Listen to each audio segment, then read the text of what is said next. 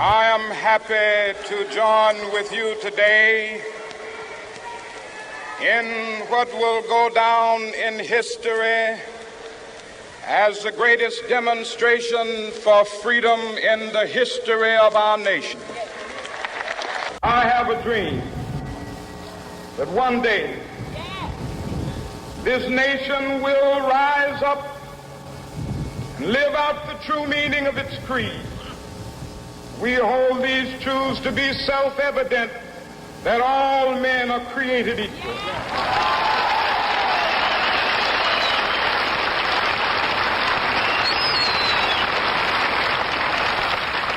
I have a dream that one day on the red hills of Georgia, the sons of former slaves and the sons of former slave owners will be able to sit down together at the table of brotherhood. I have a dream that one day, even the state of Mississippi, a state sweltering with the heat of injustice, sweltering with the heat of oppression, will be transformed into an oasis of freedom and justice. I have a dream. My poor little children will one day live in a nation where they will not be judged by the color of their skin, but by the content of their character. I have a dream today. Martin Luther King Jr. was an American civil rights activist who famously gave the I Have a Dream speech on August 28, 1963, in front of the Lincoln Memorial in Washington, D.C. On January 15, 1929, King was born in Atlanta, Georgia.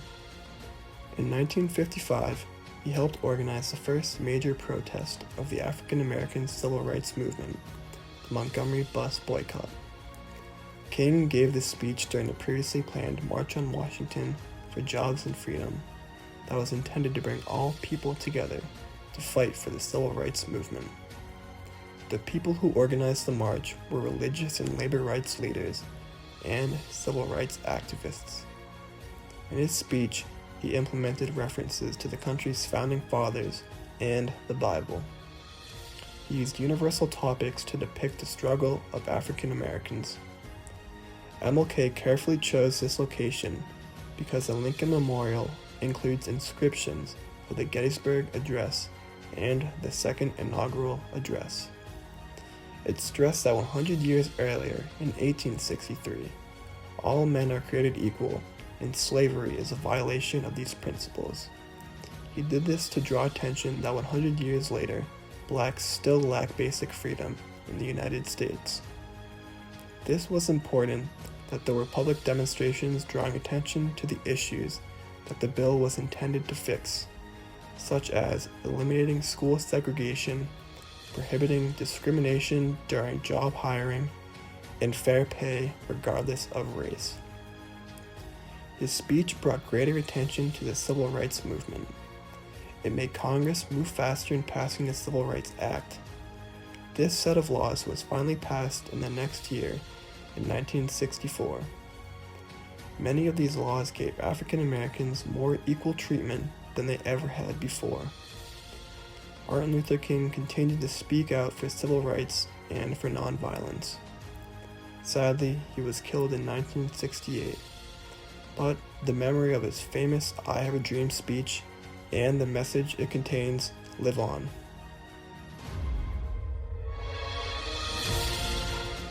On July 2, 1964, President Lyndon B. Johnson put into law the Civil Rights Act of 1964, which was one of the biggest civil rights achievements in U.S. history. After Congress approved this law, Attorney General Robert Kennedy stated that this law will be a challenge for the United States to eliminate the last vestiges of injustice in our beloved country, implying that it will be a challenge for many people to incorporate this new norm, which contradicts what they had been previously taught about race, gender, and religion. This law was put into place in the state of Washington, D.C., in the White House press office. This Civil Rights Act made it illegal to discriminate on the basis of race, color, religion, gender, or national origin, which resulted in the termination of discrimination across work and public facilities, and ultimately changed voter registration requirements. This act was extremely beneficial to the civil rights movement and for the future of the United States, because it was a huge step forward for the African American goal to end discrimination and create equality for all. One way in which this act is still in effect today is that it is a part of the 14th Amendment to the United States Constitution. This implies that discrimination and segregation is unlawful and has changed many people's mindsets and/or opinion on race, gender, and religious stereotypes in today's world.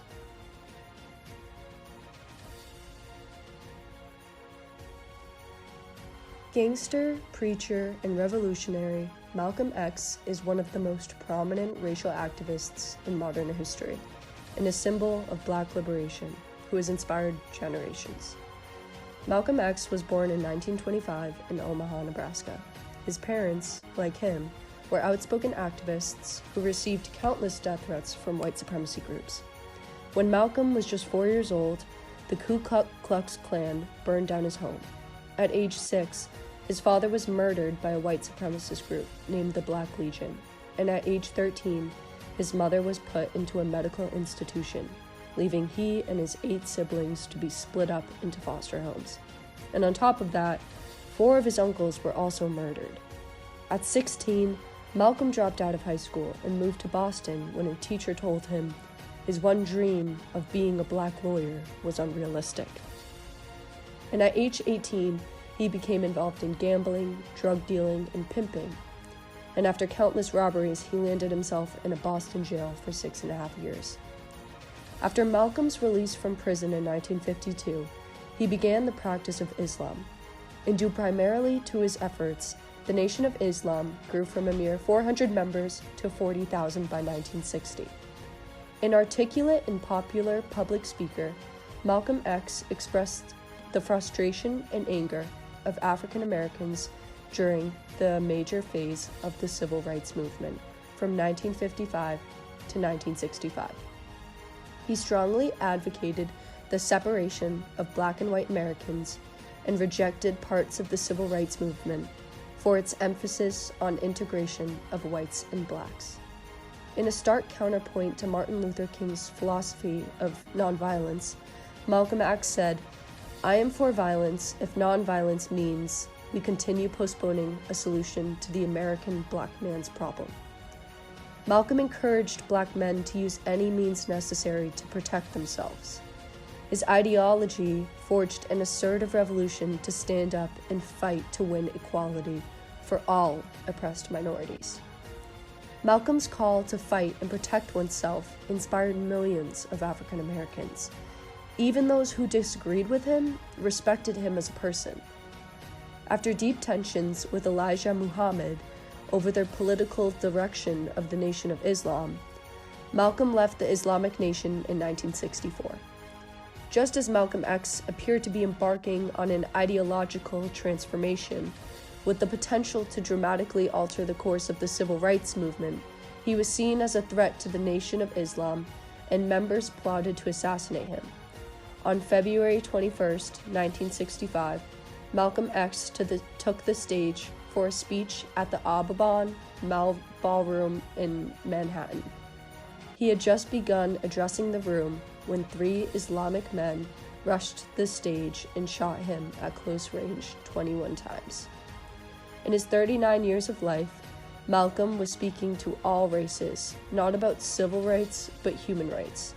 He challenged and fought against racial injustice and was prepared to die for his beliefs. Malcolm X inspired millions of African Americans to figure out their self-worth and led people to demand more from the United States. As protests over racial issues continue in America, Malcolm X's legacy continues to inspire. When asked about the relevance of Malcolm X today, Alicia Garza, who helped organize the hashtag Black Lives Matter movement, seems like she doesn't know where to begin. Malcolm X went from being a petty criminal to an internationally celebrated voice against racism and colonialism. The Persian Gulf War was prompted by Iraq's invasion of Kuwait, which was led by Iraqi leader Hassan, which occurred on August 2, 1990. Many Arab nations, Egypt, Britain, France, Saudi Arabia, and the United States joined forces to fight against Iraq. These nations were known as a coalition force of 39 nations, mandated by the United Nations. The start of the Vietnam War originated back to the end of World War II and began November 1, 1955. A French colony had been occupied by Japanese leaders. Vietnamese forces, which were gathered by the leader Ho Chi Minh, formed a nationalist movement with the goal to resist the occupiers. Some of the significant events that happened during the Persian Gulf War included January 16, 1991. Operation Desert Storm commences as U.S. warplanes attack military targets in Iraq and Kuwait. February 24, 1991. Ground war began. And June 13, 1991, last U.S. ground troops returned to the U.S. These dates and events were important to the progression of this war in order for actual advancements to occur. Significant events that occurred during the Vietnam War included 1957, the beginning of the communist insurgency in the South. 1959, weapons and men from North Vietnam began infiltrating the South.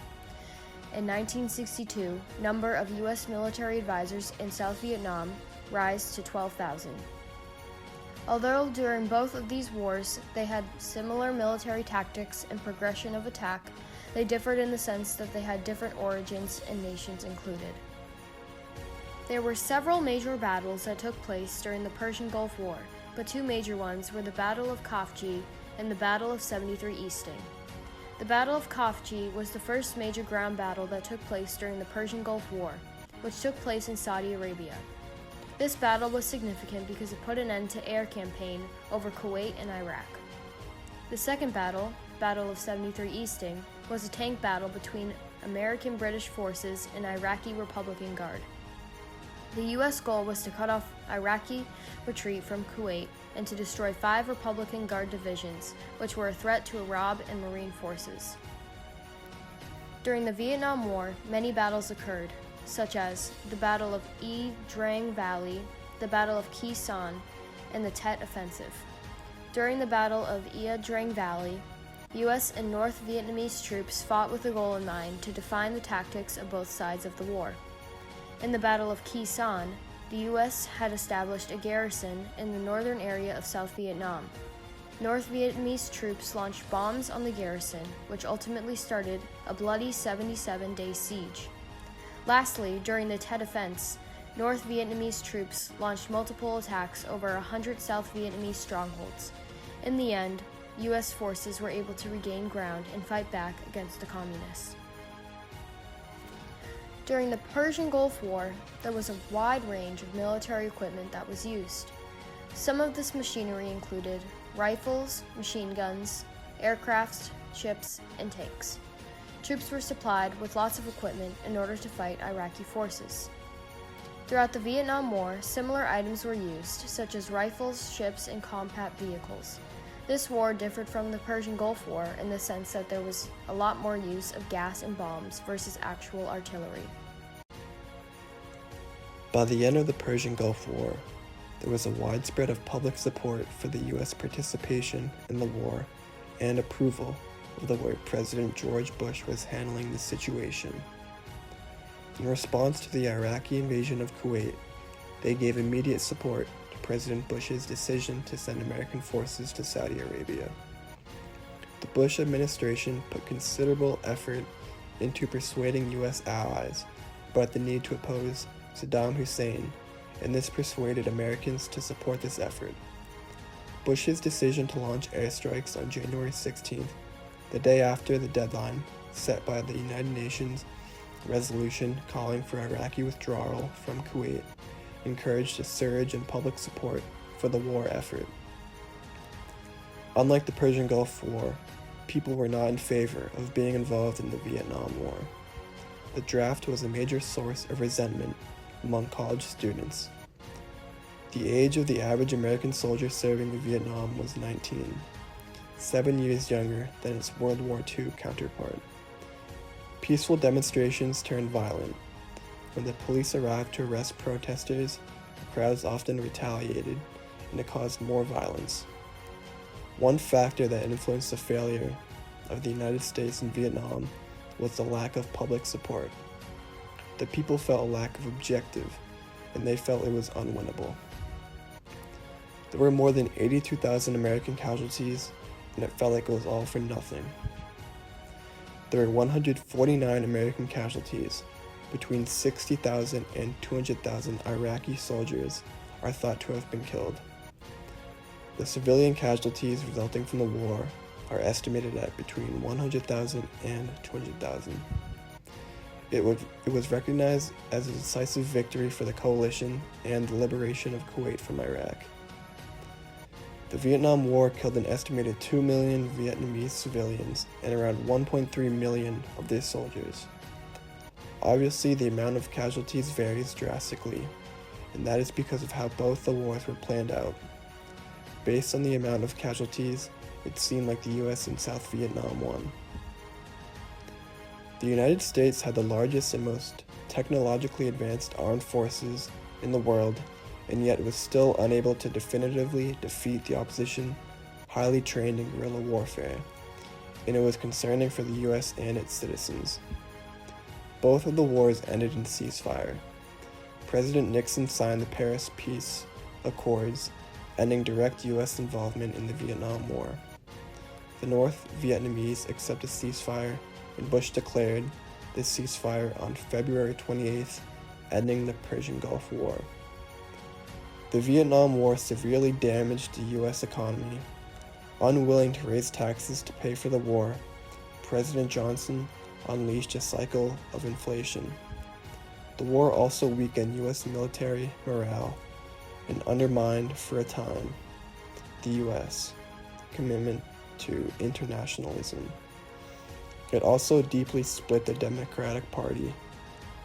The Persian Gulf War cost the United States and its allies $60 billion and helped set off an economic recession caused partly by a spike in oil prices. For that war, the coalition picked up almost 80% of the bill. Following the Persian Gulf War, Saddam Hussein wrongly remained in power and covertly rebuilt his forces. He soon was under speculation of building weapons of mass destruction, and on 9/11, under his ruling, Al-Qaeda, an Iraqi terrorist group led by Osama bin Laden, hijacked 4 large American planes, crashing 2 into the World Trade Center in New York City and 1 into the Pentagon. In response, President George Bush declared war on terrorism and created the Department of Homeland Security. The United States expanded their global relations and developed strong allies with Britain, Australia, and Spain.